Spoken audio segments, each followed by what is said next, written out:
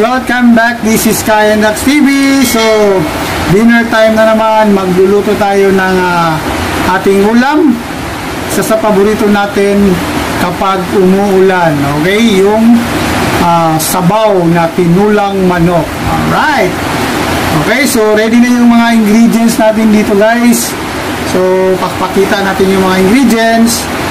Alright, ito yung mga ingredients, guys, ha. Okay, ito bawang, sibuyas, luya, sile, kulikot, tanglad, chicken cubes, at meron din tayo ditong sayote. Okay, kasi walang papaya, so sayote. And then, instead of malunggay o kaya dahon sile, yung ilalagay ko ngayon ay repolyo. Okay, mas masarap, mas paborito kasi yung repolyo. Right?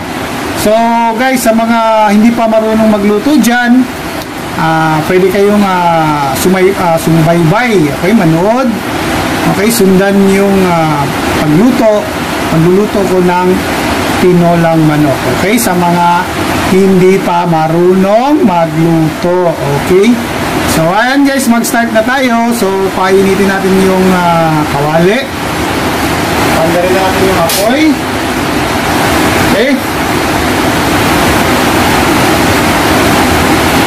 Okay, guys, ang lakas ng ulan ngayon dito sa amin.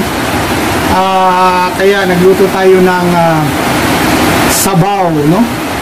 Masarap humigop ng sabaw ngayon kasi umuulan. Okay, isa sa paborito natin ng tinolang manok. Okay? So, first maggigisa tayo, mga guys. Okay, sa mga hindi pa marunong magluto dyan. Alright? Okay, so manood kayo dyan, guys. Subaybayan nyo ang pagluluto natin. Okay? Alam ko naman, guys, ito yung mga simpleng itong mga ulam na ito, yung mga karaniwang niluluto natin. Okay, so sundan nyo lang yung pagluto ng tinolang manok. Right? So ayan, guys, nagpainit na tayo ng kawali. Okay, lagyan na natin ng mantika. Okay, mantika.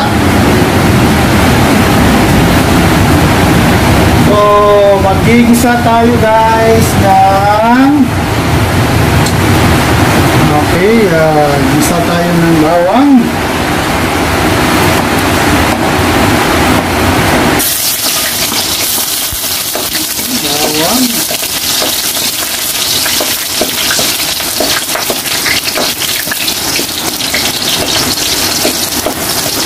Alright, ayan, guys, madali lang naman magluto basta meron kang tiyaga, okay, sa pagluluto.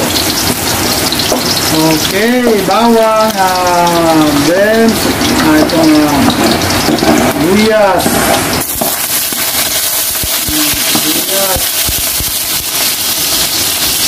Okay, luyas. Alright, luyas. Okay, then luya.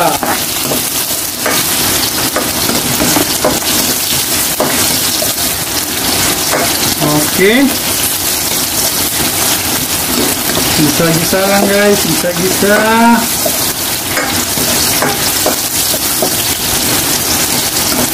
Okay, gisa-gisa tayo. Alright, so lunod na natin yung guys, manok. So yung manok ay thigh part, no? Paborito ko kasi yung thigh part. So thigh part ang binili ko na part ng manok. Okay? Okay, so thigh part. Okay, design muna natin, guys, yung manok.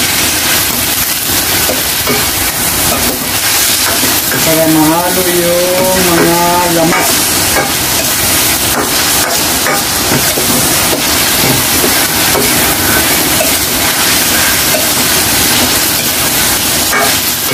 Ayan. So, guys, titiplahan natin ng guys, ang manok. Yung niluto natin ng asin at saka maminta. So, nandito na naman yung si Meow Meow, yung asin natin, at saka yung paminta, black pepper. Okay, tignan na natin yung ano.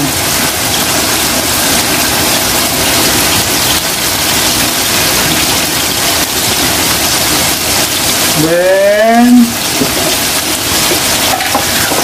so pwede din patis guys, no? Depende sa inyo. Patis o asin, pwede. Okay. Then, natin. Pwede yung patis guys, no? So, tiplahan natin yung manok habang wala pang sabaw para yung ano niya, manunuot na yung ano niya, lasa. Okay. Yung black pepper at saka yung bawang dyan. Asin. Okay, pwede yung patis guys, no?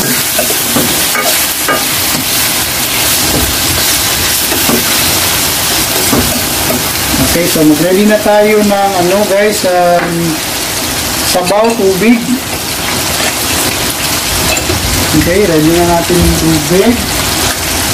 Balik na natin si Meow Meow.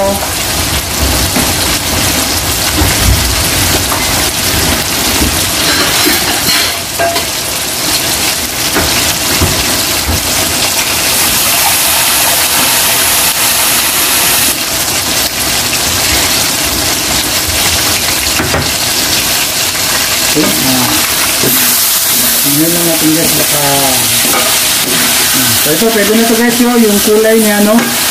Ganito na yung kulay guys. Pag ganito na yung kulay sa manok, pag ganito na yung kulay, pwede na natin lagyan ng sabaw. Okay, so pag ganyan ang kulay sa manok, pwede na lagyan ng sabaw. Okay, so dagdagan lang natin ng sabaw. Okay, dagdagan natin ng sabaw. Ano kasi ngayon guys, umuulan kasi ngayon guys, no? Sarap magsabaw. Okay, so madali lang guys, no? Yan, lagyan ng sabaw. And then lagyan na natin tong tanglad. Lagyan ng tanglad at saka chicken cubes. Okay, para lalong sumarap. Okay? So, nilagyan natin ng chicken cubes at tanglad. Yung iba kasi guys, hindi nilalagyan ng tanglad, no? So, depende din sa inyo guys, no? Ang iba, hindi naglalagay ng tanglad. Pero alam nyo, kapag tinulang manok, may luya at saka tanglad, mas masarap, mas malasa kapag may tanglad. Okay, so takpan lang natin yung niluto natin na ano, tinulang manok. So mamaya guys, ilalagay natin yung anong tawag dyan, sayote at saka dagdagan natin ang sabaw. Sayote at saka repolyo. Last na yung repolyo guys at saka yung kulikot. Yan. Okay.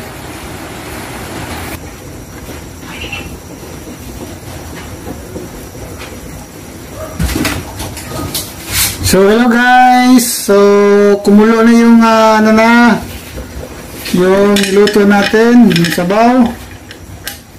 Okay.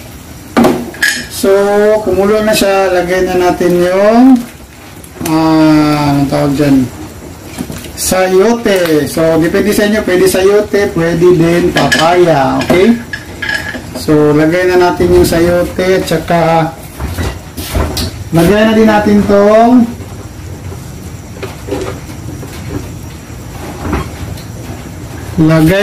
tong siling kulikot. Okay, sili. Yan. Kaya tayo ng sili para may kagat na anghang. Okay, so takpan natin guys. So lulutuin lang natin yung manok guys, no, hanggang lumambot yung manok. Okay, So, ayan. Yung last nating ilalagay, yung repolyo. Okay, sa last na yun guys. Okay? So, lutuin lang natin yung manok na lumambot. Okay? So, ayan. Tuloy-tuloy lang tayo sa pagluto. So, madali lang yung pagluto guys. Kung nasundan nyo yung luto natin, so, madali lang yung pagluluto. Titimplahan muna natin ito. Okay? Timplahan muna natin.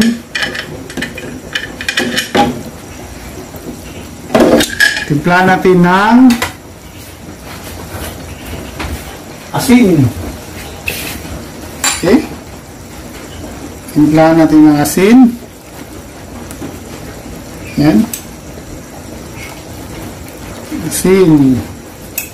Tapos, black pepper.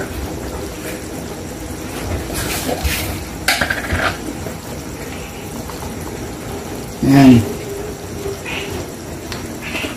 So, lahan natin. Then, tikman natin guys.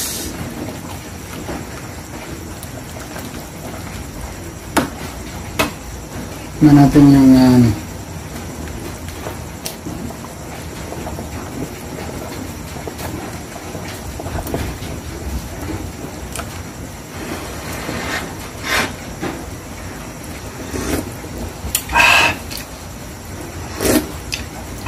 so, depende sa panlasa nyo guys, no, kung tama na ba yung alat. Okay. Okay, pwede na. Pwede na ang alat. Tama na yung timpla guys. So, lutuin lang natin yung manok guys. Then, ilagay natin yung repolyo sa last. Okay. Okay, so hinaan na natin yung apoy guys para hindi siya mano. Okay? Kasi kumulo na yung para hindi siya madurog yung manok, no? Ayaw din natin yung magkalasog-lasog na yung manok. Yung tama-tama lang, okay? So, hinaan natin yung apoy. Okay, nasa middle. Tamtaman lang apoy.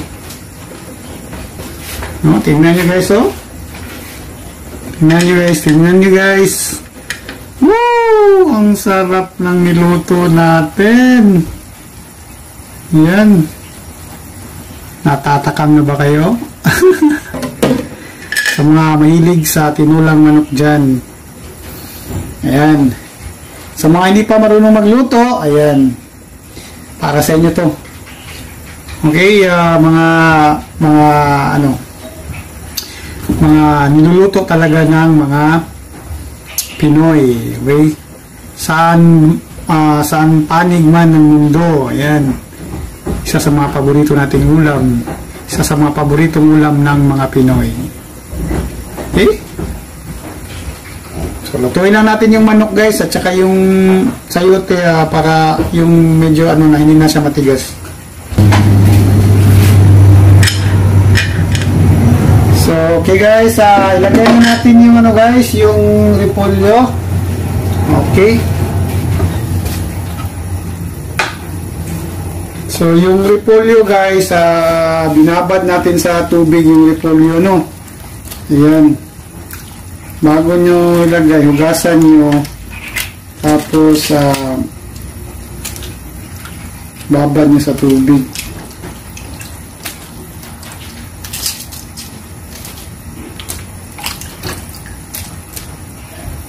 Yan.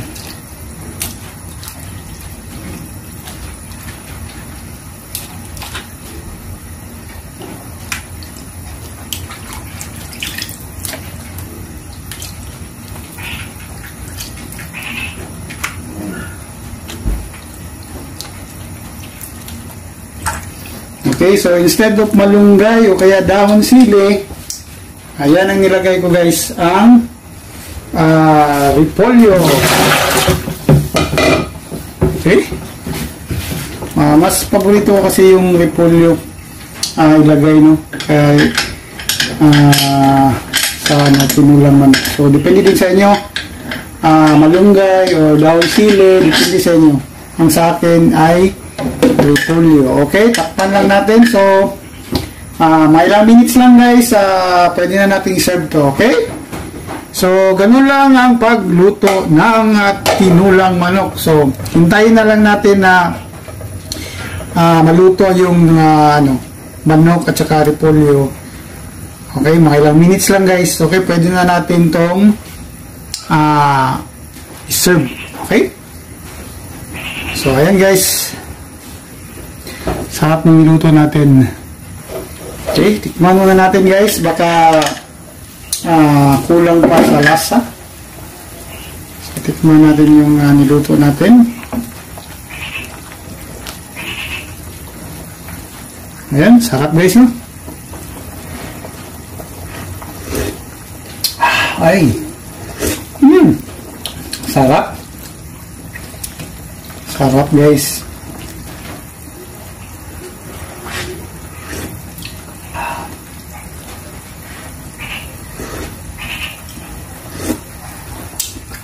Sarap guys. Dagdagan na lang natin konti ng asin.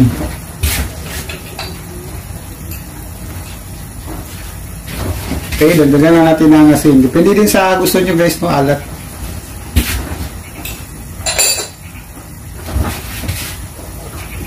Okay. So, ayan. Pwede na to guys, no? Alright. Okay. Ayan guys. Luto na yung ano natin? Yung tinulang manok. Ayan. Tingnan nyo. Sarap na yan, no? Oh. Yan, oh. Okay. Sarap niyan, guys.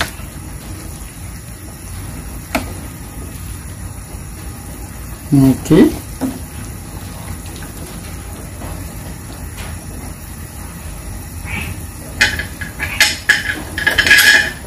So, takpan lang natin. Okay. So, bigyan natin ng mga ilang minutes.